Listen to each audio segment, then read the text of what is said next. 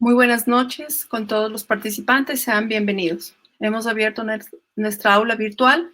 Vamos a esperar un momento para que los participantes que se siguen conectando puedan seguirse uniendo antes de iniciar con las conferencias. Es importante compartir con ustedes indicaciones que nos van a servir para que la conferencia de hoy corra sin ningún problema. Por favor, tome en cuenta que la calidad de la transmisión está relacionada con el Internet que cada usuario disponga en su conexión. Le recomendamos, por favor, utilizar una red Wi-Fi estable para que su señal sea de mejor calidad. Si se llegara a interrumpir la transmisión, por favor, pulsar el botón rojo de reconectar que se encuentra arriba de sus pantallas. Si se ha conectado desde una computadora, el chat del evento lo encontrará hacia el lado derecho y si está conectado desde el celular, lo ubicarán en la parte baja del mismo. Ahí podrán realizar todas las preguntas que se responderán al final de las conferencias. Es importante recordarles que en las preguntas de televoto, ustedes deben escoger la opción cuando se presenta en la pantalla y presionar la tecla de votar para que se registre su votación. No hace falta escribir nada en el chat. Por favor, recuerden completar las pruebas al finalizar el módulo 3.2 que se les enviará a sus correos. Muchas gracias por su participación. Siendo las 7:01, bienvenidos con los expositores. Gracias y que sea un éxito. Buenas noches.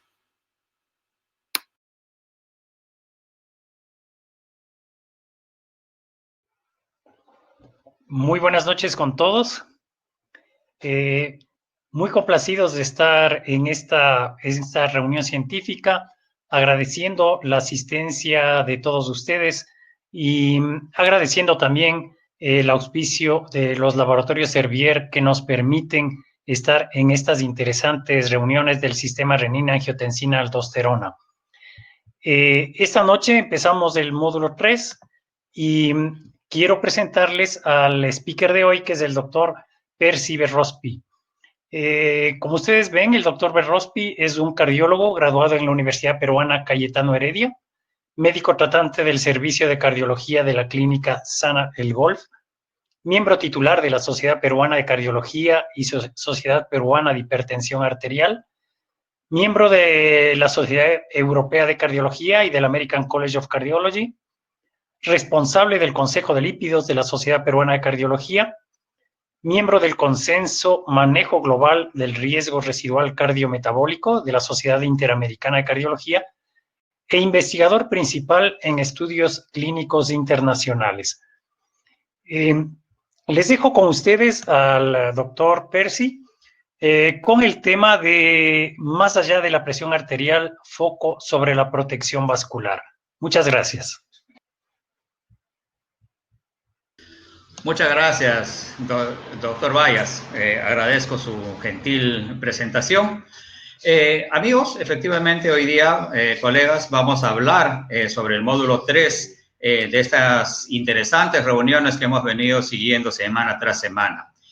En el módulo 3 vamos a tocar el tema que va sobre la protección vascular. Considerando que estamos yendo ya un paso más de lo que es el control de las cifras, el control de la presión arterial. La presentación ha tenido el auspicio, la guía, la asesoría del comité científico que estoy presentando. Ellos han estado muy cercanamente colaborando en la elaboración de este documento. Es necesario declarar el apoyo que hemos recibido, esos son mi declaración de intereses para esta presentación. Bueno, sin más, empezamos entonces con lo que sería el detalle de los objetivos didácticos que pensamos alcanzar al final de esta reunión. En este módulo son 4 las ideas principales que nosotros deberíamos alcanzar. Queremos saber cuál es el rol, cuál es el papel que juega la disfunción endotelial en la hipertensión y obviamente en lo que sigue, que son las enfermedades cardiovasculares. Queremos ver cómo actúan, cuáles son los mecanismos que tienen los BRA y los IECA, los inhibidores de la enzima convertidora y los bloqueadores de receptores de angiotensina para lo que es la reversión o el control de la función endotelial en el paciente hipertenso. Vamos a ver también algunas de las evidencias que hay para lo que son los YECA y los BRA en los pacientes de alto riesgo. Sin embargo, más detalles sobre este punto va a ser desarrollado en la siguiente reunión. Y el tratamiento combinado. Hoy día vamos a centrarnos sobre estos tres hechos. Los tres hechos que vamos a discutir es qué nivel de relación tiene la hipertensión con la disfunción endotelial. Vamos a analizar también si los YECA y los BRA comparten mecanismos de acción similares o, por el contrario, tienen diferente forma de interactuar para el control de la presión.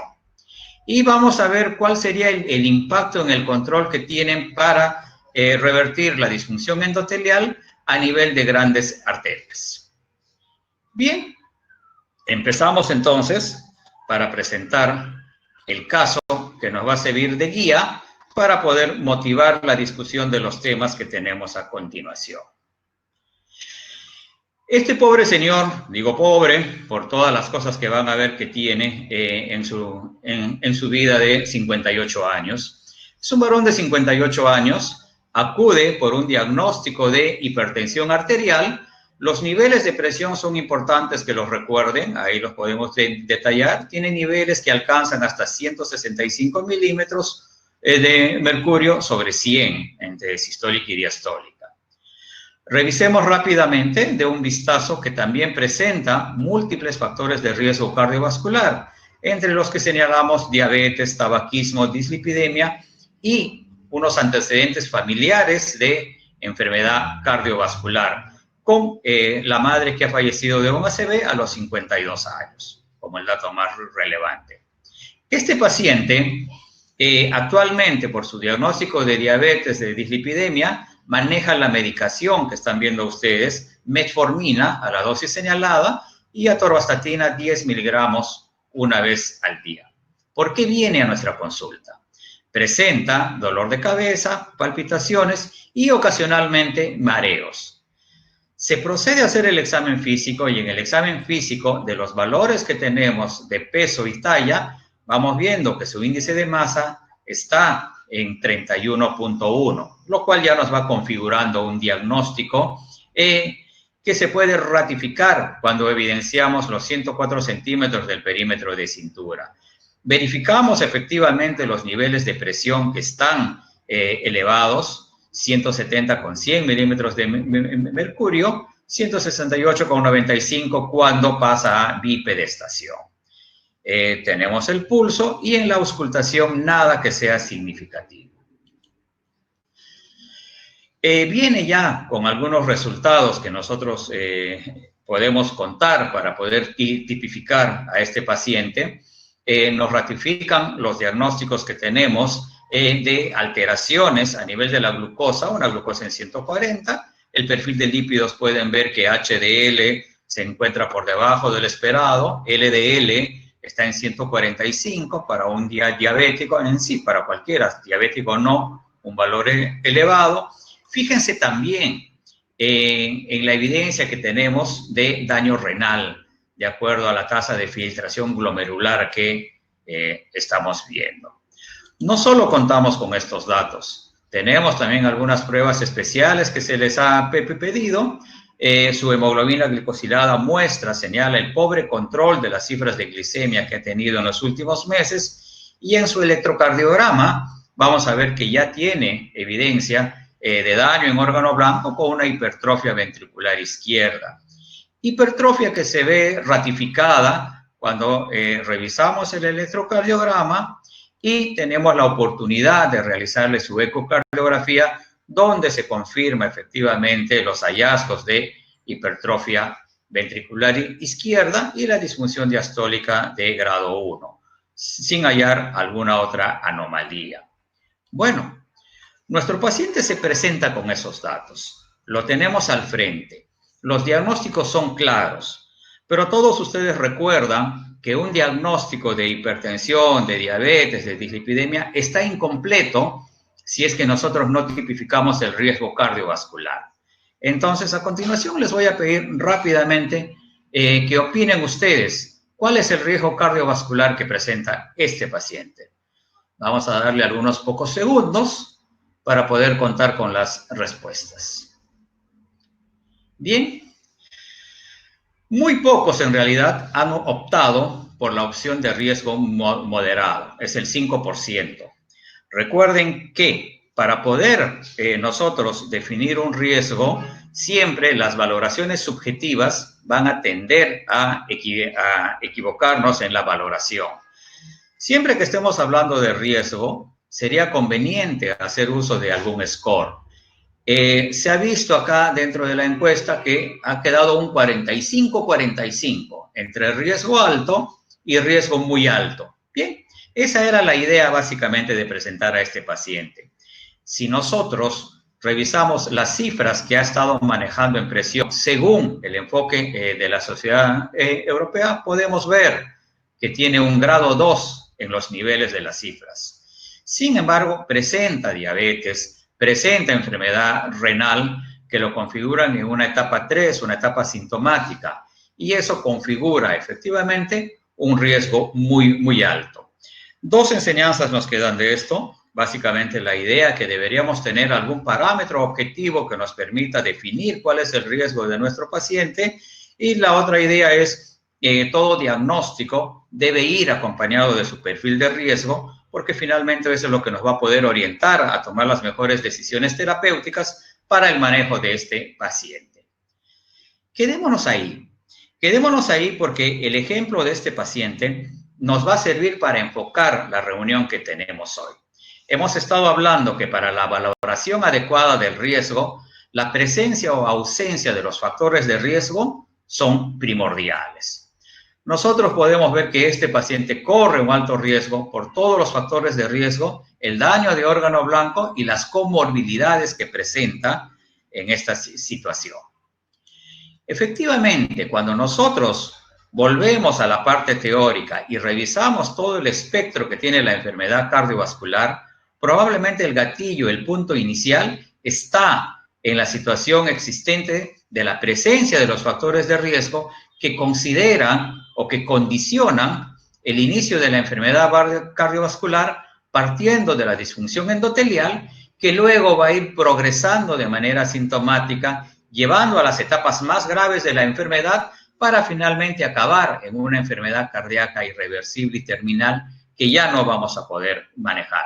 Entonces, son los factores de riesgo el punto importante para yo poder definir la cascada que se me viene en una progresión que irremediablemente me vaya a llevar a una pésima evolución y pronóstico de este paciente. Obviamente, cuantos mayores sean los factores de riesgo, yo podré tener mayor impacto en los parámetros que me permiten definir el daño. Yo puedo detectar parámetros que me permiten identificar ya la acción de los factores de riesgo, incluso mucho antes de que aparezcan las manifestaciones claras y evidentes de la enfermedad cardiovascular, como por ejemplo, un parámetro que podemos usar fácilmente es la rigidez arterial que nosotros podemos ver. La idea de este slide es que captemos nosotros la idea que cuantos mayores sean los factores de riesgo que se están presentando simultáneamente en este paciente, más grande va a ser el impacto deleterio que van a tener para lo que sería el desarrollo de la enfermedad cardiovascular, impactando inicialmente en lo que sería la disfunción endotelial. Y dentro de los muchos factores de riesgo que nosotros hemos ido señalando, viendo, relatando, frecuentemente hemos mencionado también hipertensión arterial.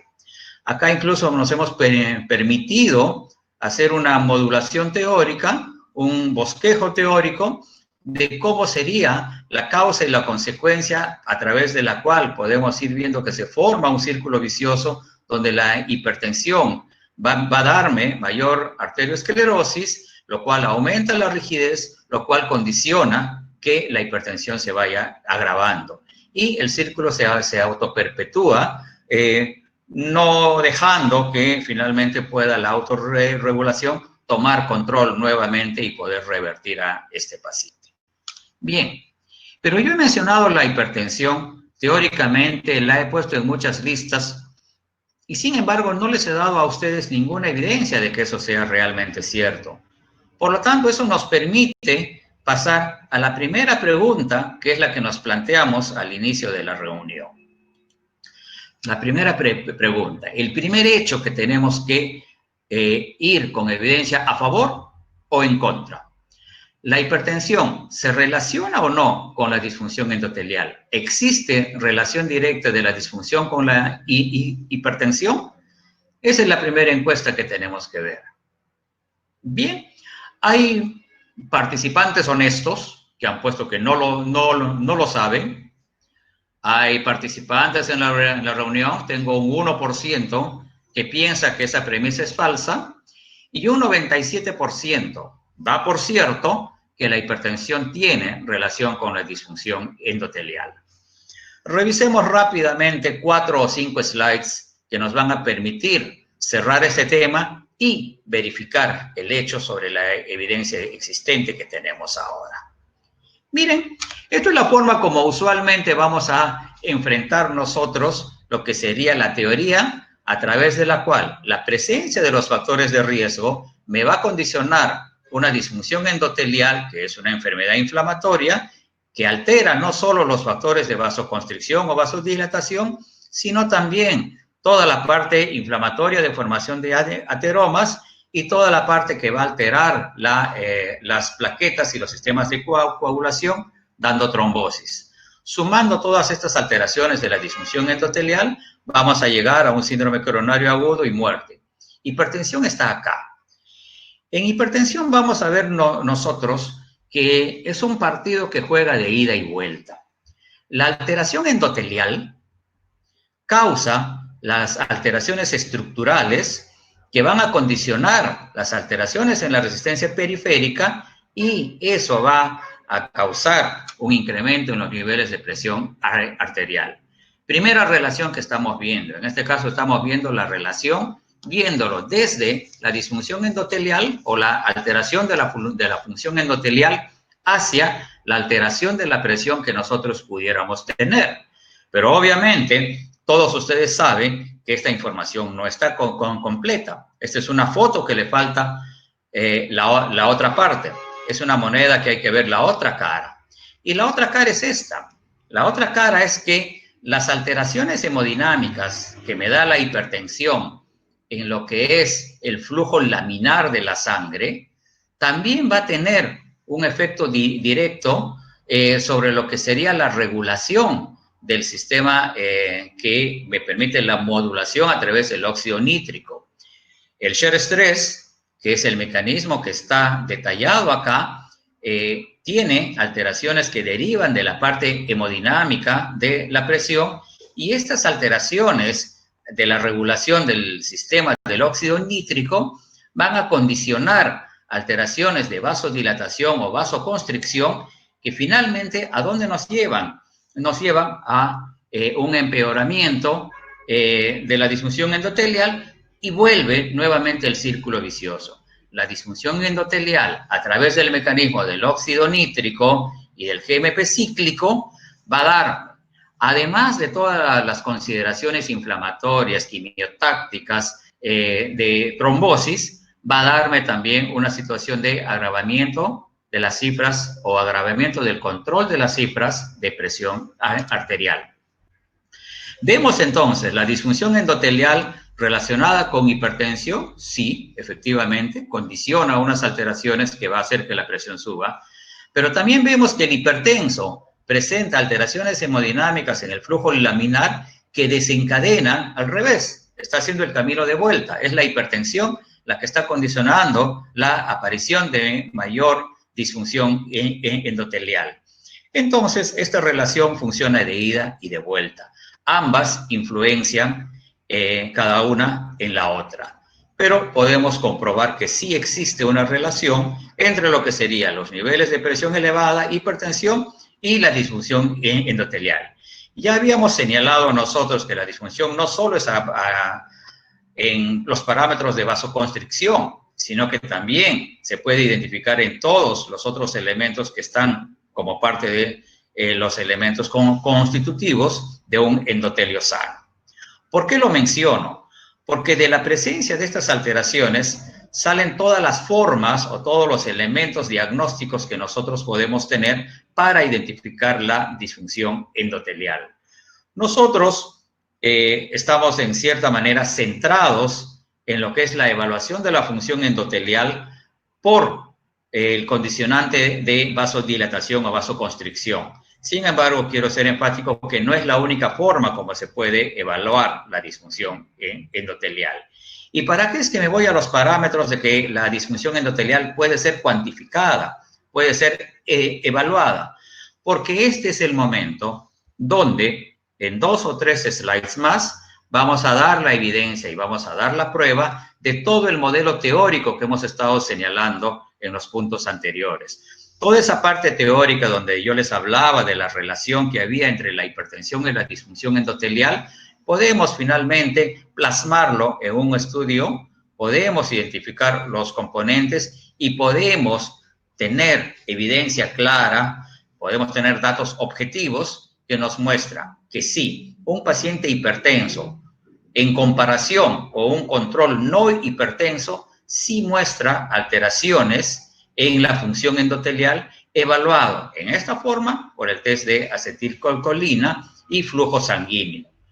Podemos ver que no solamente es la hipertensión en su fase sintomática evidente la que me evidencia la disfunción endotelial, sino que incluso la alteración de la disfunción endotelial precede a la aparición de la alteración de las cifras, bastando solamente con los antecedentes que tenemos nosotros para lo que sería la presencia de la enfermedad.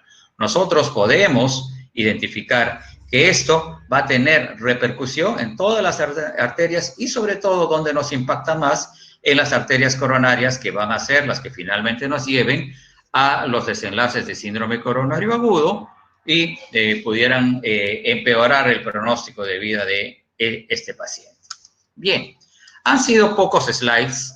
La idea ha sido repasar la idea de si existe una evidencia que me marque o que me certifique, que me verifique el hecho de la relación que hay entre hipertensión y disfunción endotelial. Por lo tanto, como la gran mayoría de ustedes lo había señalado, en el punto 1, este hecho queda verificado como verdadero. La hipertensión efectivamente está directamente relacionada con la disfunción endotelial.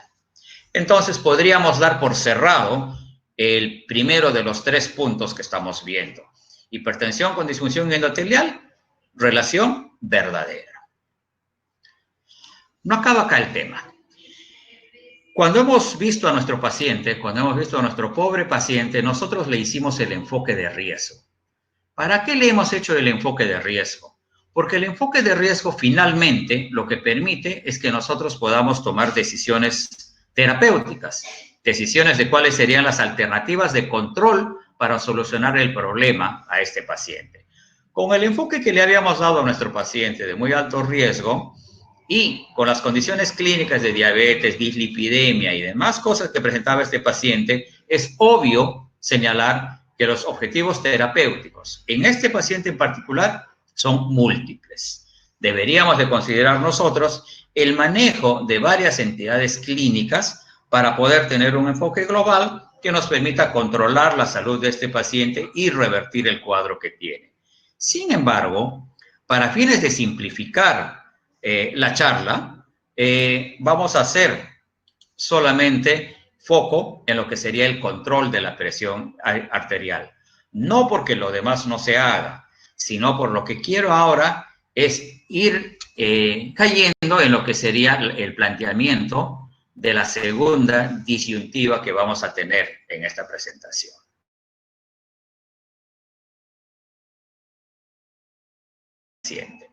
Eso significa que debo tener una alternativa terapéutica para manejarle la presión a este paciente, además de lo que serían todos los estilos de vida saludables.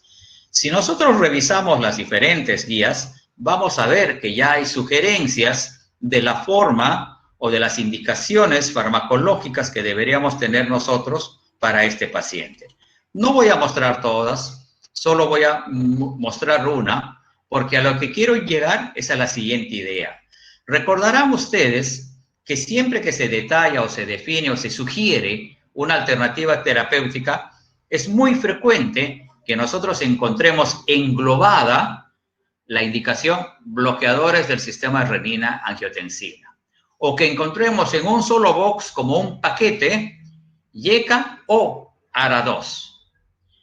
Entonces, esa integración que hay de considerar el bloqueo del sistema renina-angiotensina y a dos grupos terapéuticos dentro de él sin hacer mayor diferenciación, nos lleva de la mano a lo que sería la siguiente duda, el siguiente planteamiento que debemos verificar. Dado que frecuentemente los enfocan o los agrupan en lo que es el bloqueo del sistema renina-angiotensina, ¿podría yo pensar que los YECA y los BRA tienen un mecanismo de acción similar? Bueno, les cuento que esto está muy peleado, realmente muy peleado. De acuerdo a las respuestas que estamos viendo ahora, el no lo sé, no hay ni uno, pero en verdadero y falso prácticamente hay un empate. Ligera ventaja del falso con 55%, pero un 45% opina y contrapone que esto es verdadero. Interesante. Revisemos los hechos para ver finalmente a qué decisión llegamos al final de unos pocos slides que tengo para clarificar este punto. Miren, esto es el conocido y viejo sistema renina-angiotensina que todos nosotros estamos acostumbrados a manejar y que lo hemos visto quizás Este debe ser uno de los cuadros que los médicos vemos más frecuentemente en todas las presentaciones. Tenemos el clásico mecanismo donde a través de la renina el angiotensinógeno pasa a ser angiotensina, viene la enzima convertidora, la ECA, que lo pasa a angiotensina 2, y la angiotensina 2 interactúa con los receptores AT1 para finalmente dar toda la cascada que tenemos de los efectos deleterios que se señalan y que dependen en realidad de un desbalance de este sistema de regulación. No nos olvidemos dos aspectos, que también aldosterona tiene su participación con su receptor, y no nos olvidemos que la ECA, la enzima convertidora, está actuando en paralelo sobre las bradicininas y las está inactivando. Eso es lo que pasa cuando nosotros tenemos el funcionamiento, digamos, sin intervención farmacológica. Veamos cómo actúan entonces. La intervención que tenemos nosotros puede ser a lo largo de 4 puntos. Yo puedo bloquear directamente la renina. Esa es una alternativa terapéutica que la tuvimos por algún tiempo, pero que hoy solamente tiene un valor histórico. Ya no la mencionamos, pero teóricamente una de las formas de intervención farmacológica es el bloqueo de la renina, y con eso estaría bloqueando yo la aparición de angiotensina 2, que es el agente efector. También están lo que son los bloqueadores del receptor de aldosterona, que también es otra forma de intervenir en este sistema. Pero nosotros queremos poner el foco a lo que son, cómo participan los YECA y cómo participan los ARA2. Los YECA y los ARA2, si ustedes se recuerdan, tienen mecanismos diferentes. Mientras que el ARA2 lo que va a hacer es bloquear la unión al receptor de la angiotensina 2, el YECA lo que va a hacer es inhibir a esta enzima. Al inhibir a la enzima, va a bloquear la producción de angiotensina 2. Entonces, en un caso, lo que va a pasar es que se forma angiotensina 2 que no se va a unir al receptor, y en el otro caso lo que vamos a hacer es vamos a disminuir la disponibilidad que tenemos de angiotensina 2 y no se va a ofertar para poder unirse al receptor. Quedaría muy simple ahí, y con esto estaríamos demostrando que efectivamente los mecanismos son diferentes. Pero vamos a incidir en un hecho importante. No nos olvidemos de esta reacción o de este segmento que está pasando acá. Al inhibir la ECA, también estamos frenando la inactivación de las bradykininas. Entonces, las bradykininas no se van a inactivar y van a estar preservadas, incrementadas. Y eso lo que va a potenciar es síntesis de óxido nítrico. La síntesis del óxido nítrico directamente participa en la vasodilatación y eso es un elemento adicional de control de presión arterial.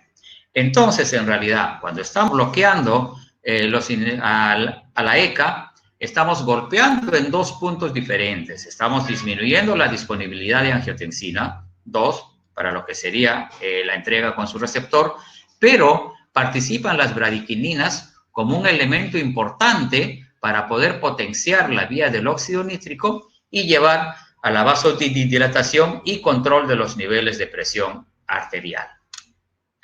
Con esto hemos identificado que a pesar de que están funcionando en el mismo sistema renina-angiotensina, en realidad los niveles, los puntos en donde actúan son muy diferentes. Y eso nos va a explicar luego algunas diferencias que pudiéramos tener en el impacto de lo que es la protección vascular para lo que corresponden a estos dos grupos de fármacos. Entonces, segunda verificación de los hechos. Revisado el árbol que tenemos de los puntos de intervención farmacológica en el sistema renina-angiotensina, claramente vamos a coincidir todos ahora sí que el enunciado que dice que el mecanismo es similar es falso. Hemos visto que cada uno de ellos tiene componentes diferentes, actúan a niveles diferentes e impactan en forma diferente sobre lo que sería la regulación de óxido nítrico, que luego nos va a llevar al concepto de lo que es la protección cardiovascular. Cerramos con esto entonces el segundo punto, la segunda atingencia que me habían pedido que maneje dentro de la reunión y que se refiere a lo que es la acción similar que pudieran tener YECA y BRA. Y repetimos, falso. Bien, ¿por qué es importante que incidamos nosotros un poco más dentro de lo que es la función del óxido nítrico? En realidad, el tema de lo que es el control de la presión, el control de la trombosis, el control de las cifras, el control de la reacción inflamatoria, depende de un equilibrio que hay entre la función del óxido nítrico, en este caso propiciado por las bradykininas, y la angiotensina 2, que es la que está viniendo por la acción de la ECA sobre la angiotensina 1.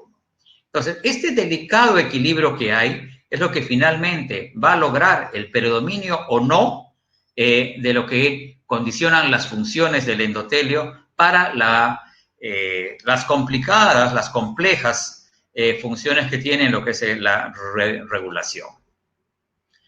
La disfunción endotelial y el óxido nítrico van a estar directamente relacionadas a lo que sería el factor inflamatorio que está presente en muchas de las enfermedades que estamos revisando, como es hipertensión, como es diabetes y como es dislipidemia. Nosotros vemos que si nosotros tenemos a la enzima convertidora sobreexpresada, se rompe el delicado equilibrio que hemos visto en el slide anterior y se reduce la disponibilidad del óxido nítrico y aumentan las sustancias reactivas, oxidativas. Eso para evidenciar lo que tenemos en la relación de lo que es el estrés oxidativo con la disponibilidad del óxido nítrico. Esta disregulación que hay entre lo que sería el desbalance de óxido nítrico y estrés oxidativo, básicamente va a tener implicancia o impacto en el efecto antiagregante que vamos a tener y la vasodilatación. Y eso cierra con las siguientes conclusiones que tenemos acá. El estrés oxidativo causado por disminución de óxido nítrico y relacionado uno con el otro va a dar una mayor proliferación celular. Eso me va a dar rigidez arterial. Al dañar el endotelio, se dispara la apoptosis de las células endoteliales, favoreciendo también lo que sería la trombosis. Inflamación y trombosis van a llevarme al desarrollo y a la progresión de ateroesclerosis.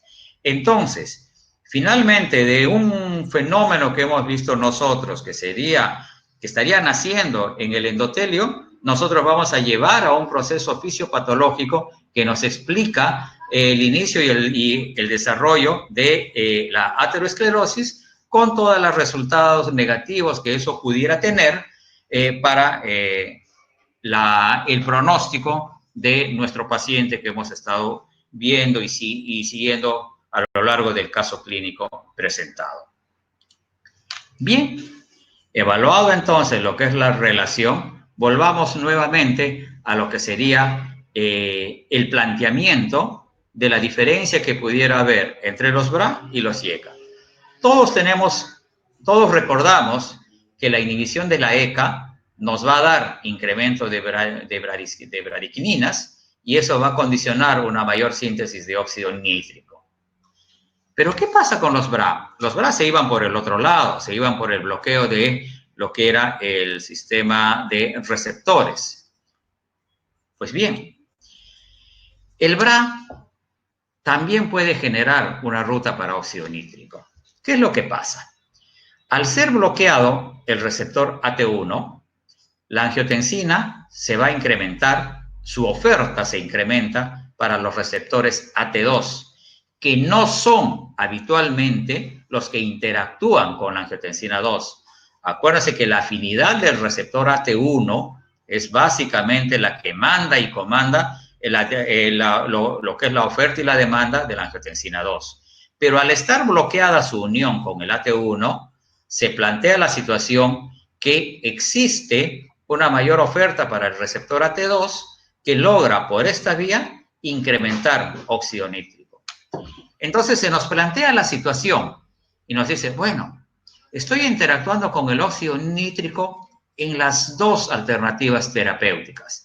Claro, una en una forma muy natural, muy, digamos, que sigue una secuencia fisiológica, y la otra yendo contra lo que sería la afinidad natural del receptor por la angiotensina. Pero de todas maneras, por las dos vías estoy llegando a óxido nítrico.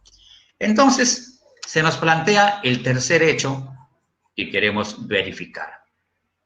Si yo tengo la situación de que probablemente puedo influenciar en la disfunción, en la función endotelial de grandes arterias, ¿cómo les va a los IECA en relación con los IECA, con los ARA2? ¿Pueden mejorar ambos? ¿Son equivalentes en cuanto a lo que es su función? ¿Tengo un verdadero, tengo un falso y no lo sé? Bueno, hay un honesto 4 a 5% que dice no lo sé. Y mayoritariamente acá tenemos que opinan que sí, que hay una equivalencia en cuanto a lo que es la mejoría de la función endotelial en grandes arterias. Entonces, vamos a repasar estos slides, vamos a repasar estos conceptos para ver cuáles son los datos que tenemos acá. Nosotros hemos ido evaluando cuáles son los beneficios de inhibir la enzima convertidora para lo que es cardiopatía coronaria. Eso ha generado múltiples estudios, desde los iniciales que iban con los pacientes en postinfarto, hasta luego ir viendo los casos en los que me limitaba a ver los de riesgo alto con los de riesgo más bajo. Centrémonos en estos dos estudios, el HOPE en Europa. Nosotros vamos viendo en el HOPE que es para definir cómo le va al ramipril con un paciente que tiene alto riesgo de enfermedad cardiovascular. Podemos ir viendo las características de cada uno de ellos y vemos que el impacto es positivo. Yo tengo una disminución de la variable primaria, que son las definidas acá, básicamente como en enfermedad coronaria, mortalidad cardiovascular y ACV, que es lo clásico como uno evalúa. Ojo, paciente de alto riesgo. Nosotros tenemos el otro escenario, Europa. Europa es básicamente un estudio similar en cuanto a la definición, pero la población maneja un riesgo relativamente bajo. La cardiopatía coronaria acá es estable. Y obviamente ya están adivinando ustedes que el hallazgo es similar. La inhibición, en este caso de la YECA por perindopril, nos lleva a una disminución del riesgo relativo. ¿Qué hace la diferencia? ¿Qué es lo que llama la atención? ¿Qué es algo que habría que ver con mayor detalle? Cuando uno ve la mejoría que se obtiene por la inhibición de la ECA, tomando en cuenta las cifras de la presión que se logra disminuir, uno ve que tiene, por llamarlo así, un exceso de beneficio. Es decir, el paciente está mejorando más de lo que uno pudiera esperar por la sola disminución de las cifras de tensión arterial que se alcanzaron en Europa. Puesto en palabras fáciles, porque yo creo que me he enredado un poco, lo podemos decir así. La reducción de la presión arterial no basta por sí sola para explicar los resultados benéficos de Europa. Algo más hay. Y de ahí viene probablemente el título de la reunión, más allá de las cifras, más allá de la presión arterial. ¿Qué más hay que me explique el beneficio en cardiopatía para lo que sería el paciente hipertenso? Queríamos ver, teníamos nosotros el modelo teórico de que probablemente los factores de disfunción endotelial evaluados como trombosis, inflamación y activación neurohormonal eran las que nos explicaban el beneficio adicional que se veía en los pacientes de Europa. Se plantea el estudio Pertinent, y el Pertinent básicamente lo que trata de identificar es si yo tengo alguna diferencia en estos parámetros de función endotelial según la exposición que hubo al fármaco o no.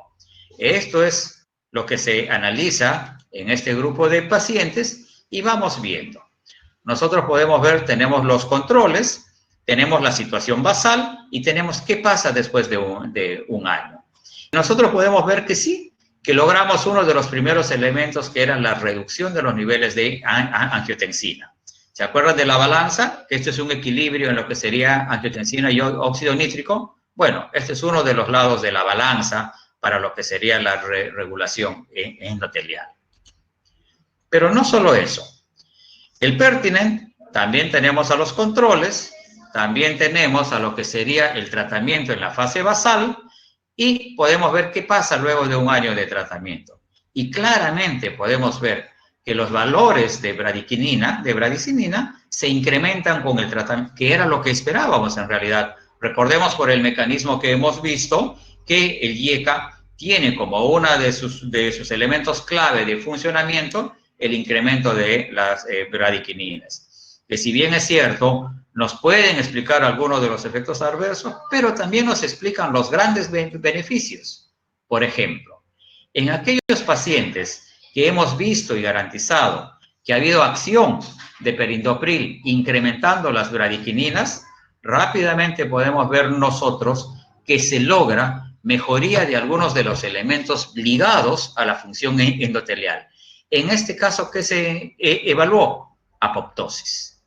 Entonces, nosotros podemos ver que luego de un año de tratamiento, teniendo evidencia del laboratorio de que tengo un incremento de bradiquinina y, por tanto, de la disponibilidad del óxido nítrico, y teniendo la disminución de los niveles de angiotensina, inclino la balanza hacia una protección vascular donde yo lo que logro es la disminución de la apoptosis que se ve en los modelos de hipertensión. ¿Podemos comparar esto con algún otro grupo farmacológico? Sí. Hemos visto qué es lo que pasa perindopril versus valsartán en el impacto de la apoptosis que se ve en los pacientes que han sufrido un infarto. Y tenemos el estudio documentado donde efectivamente el perindopril logra una diferencia significativa en la medición del impacto apoptótico que no se documenta finalmente con valsartán. Y si yo quisiera extrapolar estos resultados a otros grupos terapéuticos, Finalmente, lo que vamos a encontrar nosotros en esta revisión, comparando cómo serían los diferentes grupos antihipertensivos y función endotelial en arterias de conducción, podemos ver que comparando un ARA2, un beta bloqueador, un calcio antagonista y perindopril es el único que logra una diferencia significativa de mejoría con respecto a lo que sería la reversión de la disfunción endotelial en estos pacientes, evaluado en este caso por un parámetro que es la dilatación dependiente de flujo. Bien, esto nos lleva entonces al tercer hecho, o verificación de los hechos. De los resultados que hemos podido observar, aunque sí tenemos la evidencia de que pudieran estar mecanismos coexistentes en los grupos terapéuticos diferentes, pero de la revisión que hemos visto, vemos que no llegan a impactar en la forma importante como se ha demostrado para el inhibidor de la ECA. Entonces, en este punto, en la tercera verificación de los hechos, tenemos que señalarlo como falso. Con esta presentación hemos barrido 3 de los elementos que se hablan de lo que es la protección vascular a nivel de lo que sería el sistema renina-angiotensina. Queda la presentación del doctor Bayas, donde vamos a tocar los temas de los factores hemodinámicos y vamos a tratar lo que sería el impacto en mortalidad. Pero eso es, no quiero adelantar lo que mi amigo el doctor Bayas va a tocar en su presentación y quiero cerrar ahora con las 3 respuestas que nosotros hemos definido a lo largo de la presentación. Hipertensión sí está vinculada a la disfunción endotelial, punto 1. Punto 2, definitivamente los IECA y los ARA2 tienen mecanismos diferentes para interactuar dentro del sistema renina-angiotensina.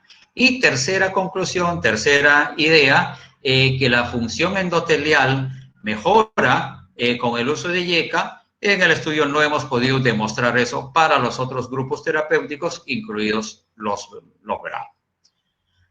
Gracias. Creo que es el momento en que podemos ingresar a la sesión de preguntas. Espero poder contestarlas.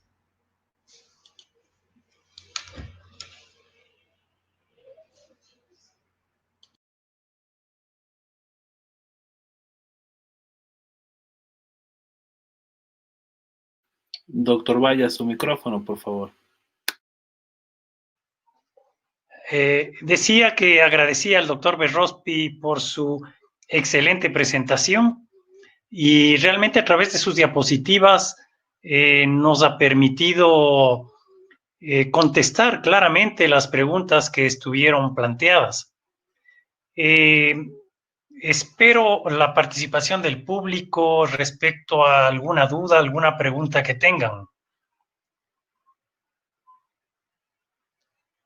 Doctor Berrospi, si puede activar también su video.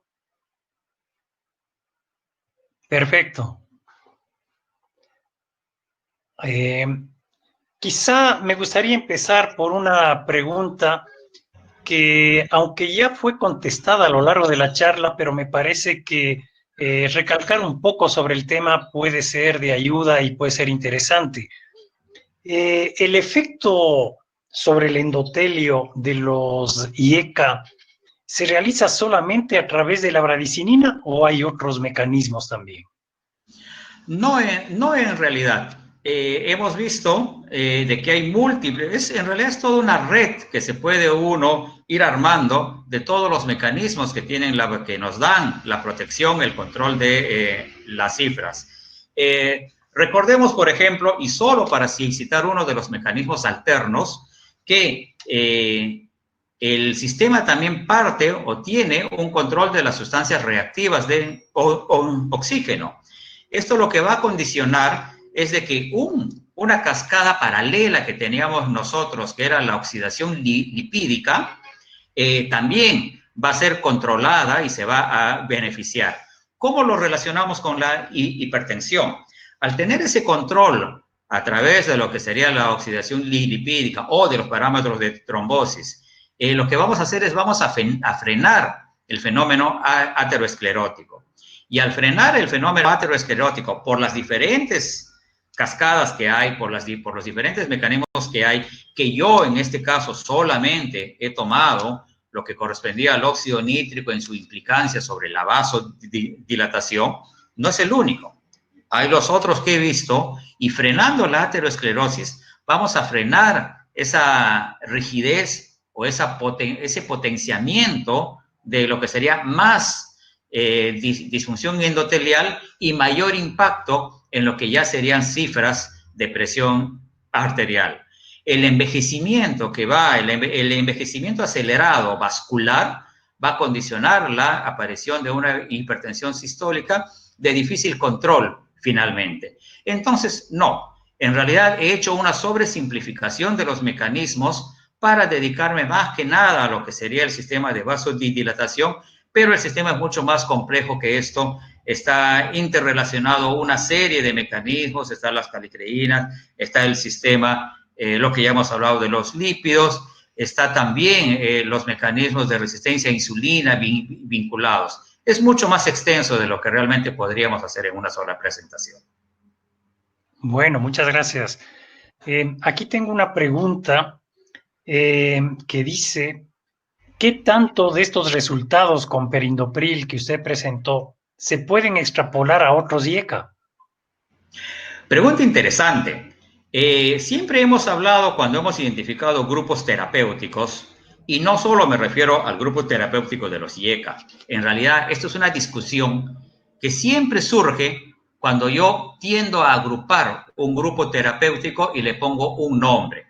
Ha pasado con los betabloqueadores, ha pasado con los ARA2, y obviamente es una duda completamente lógica y es una excelente pregunta saber si lo mismo pasa cuando estamos hablando de los inhibidores de la ECA. Y la respuesta es no. Los IECA, a pesar de compartir un mecanismo en común, en realidad el impacto que puedan tener en la mejoría de la disfunción endotelial no sigue una curva homogénea. Hay diferencias en la eficacia que se pudiera presentar a lo largo de los diferentes fármacos que vamos a usar. Probablemente los dos que estén a la cabeza en lo que sería el impacto benéfico de los IECA serían ramipril y perindopril, para lo que sería el punto específico que estamos manejando ahora de la disfunción endotelial.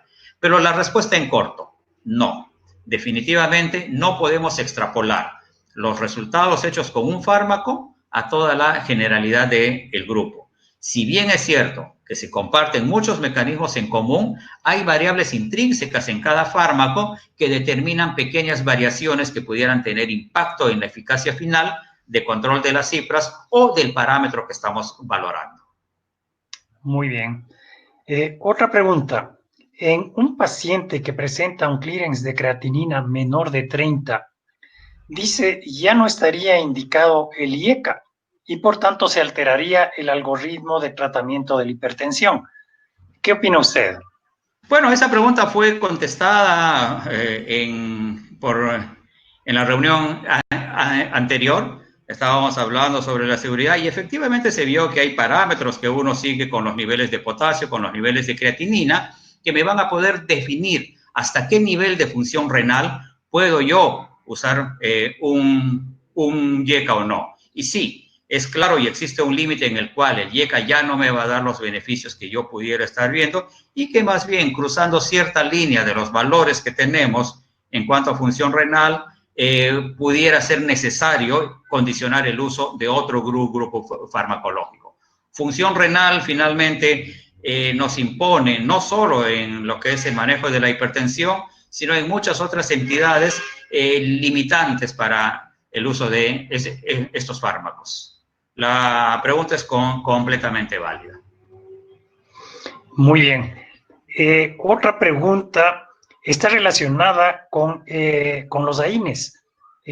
Afirma aquí que los AINES, o pregunta, ¿por qué mecanismo los AINES disminuyen la acción de los IECAs? Bueno, lo que hacen es disminuyen la disponibilidad del sustrato que va a poder generarse para la generación de óxido nítrico. Entonces entra una suerte de competición por el sustrato disponible para disparar la cadena benéfica que hemos visto y que hemos estado detallando. Muy bien. Respecto a la disfunción endotelial que hemos conversado, pregunta aquí si es que esta se podría mejorar al añadir al IECA un bloqueador de canales de calcio. Ajá, sí, en realidad ya se ha hecho esa experiencia y los resultados han sido no solo aditivos, sino que efectivamente se han ido potenciando. Esa es una combinación excelente. No voy a detallar mucho sobre los resultados porque hay un tema específico que es la terapia de combinación y los efectos aditivos o los efectos potenciadores de lo que sería el uso de los calcioantagonistas, no solo en lo que sería protección vascular, control de cifras, sino también en lo que es la disminución de los efectos adversos que uno pudiera tener por cada uno de los fármacos por separado. Yo creo que el futuro de la medicina, no solo en la hipertensión, sino en muchas entidades clínicas, está por esas características, por el lado del uso de las combinaciones. Como le digo, sí potencia los efectos de protección vascular, pero también los otros, eficacia y disminución de riesgos asociados. Muchas gracias.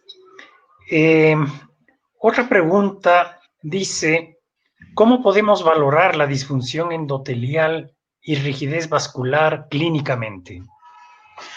Bueno, esa es una pregunta interesante, porque yo, si bien es cierto que he presentado mecanismos que requieren la elaboración de algunas pruebas que son especializadas, en realidad la disfunción endotelial se puede ya ir vislumbrando desde la anamnesis que le vamos haciendo a nuestro paciente. Un parámetro que no lo he tocado in extenso, pero que nos podría ayudar a lo que es la valoración de disfunción endotelial, por ejemplo, la disfunción eréctil, que es un tema difícil de manejar en el consultorio a veces, pero que en realidad nos va dando ya información importante para lo que sería el término de ir sospechando o ir de cierta manera acumulando evidencia para lo que sería la disfunción. Si bien es cierto que la prueba que estamos más acostumbrados a hacer es el Doppler a nivel de la arteria braquial, si no tenemos disponibilidad del Doppler, si estamos en una situación de un centro básico, la anamnesis, la medición de la cintura, la determinación del peso son circunstancias de fácil ayuda.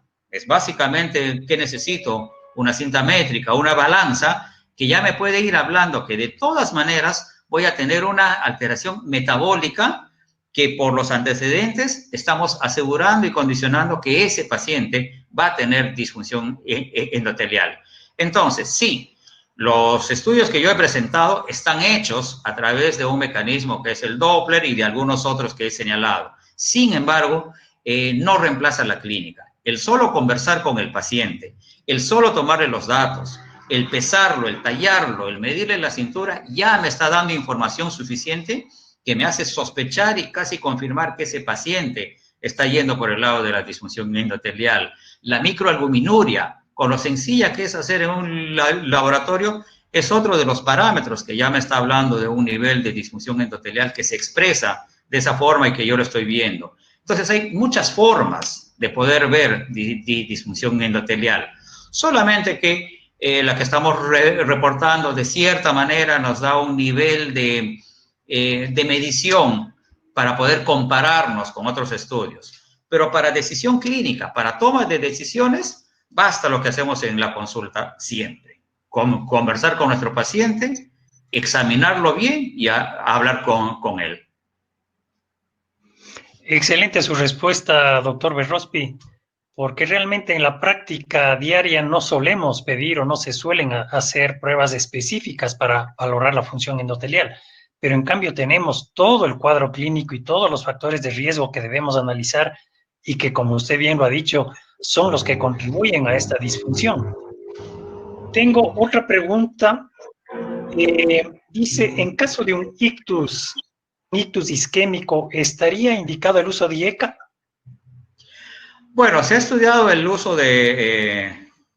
se ha hecho los estudios con ARA2, se ha hecho los estudios con IECA, no son su indicación principal. Acordémonos que en un ictus, el manejo de la presión arterial no sigue los parámetros usuales que tenemos en el consultorio para las cifras que queremos alcanzar.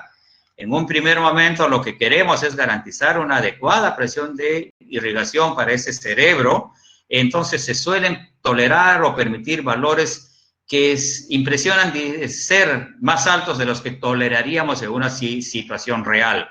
Entonces, el manejo de la presión en un paciente que un ictus agudo tiene otras consideraciones hemodinámicas que nos obligan a manejar cifras que no son las usuales de un consultorio. El manejo de la presión tiene ahí que ser más cuidadoso y permitiendo niveles más altos.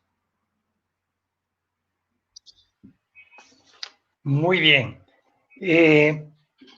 Estoy revisando si hay alguna otra pregunta.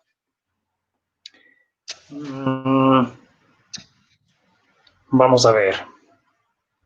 Creo que las principales preguntas que me han pasado o que han pasado por el chat han sido ya respondidas. Realmente la gran mayoría de preguntas tienen relación con lo que usted ya respondió, si el efecto del perindopril sobre la función endotelial se puede extrapolar a otros IECAs. Hay una gran cantidad de preguntas relacionadas a ese tema, pero ya estuvo eso respondido. Bueno, espero que no se me pase ninguna otra de lo que estoy revisando. Vamos a dar quizá unos segundos más para ver si hay alguna otra inquietud. Pero en todo caso, su charla ha quedado muy clara. Las preguntas han sido perfectamente respondidas y yo creo que en ese sentido ha sido muy didáctico porque nos ha enseñado claramente la diferencia que existe entre el uso de un IECA y el uso de un antagonista de la angiotensina. Le agradezco mucho, doctor Berrospi, y gracias a todos los asistentes por estar presentes en esta charla. El día miércoles continuaremos con la segunda parte de este módulo. Muchas gracias. Gracias, doctor, muy amable. Gracias, doctores.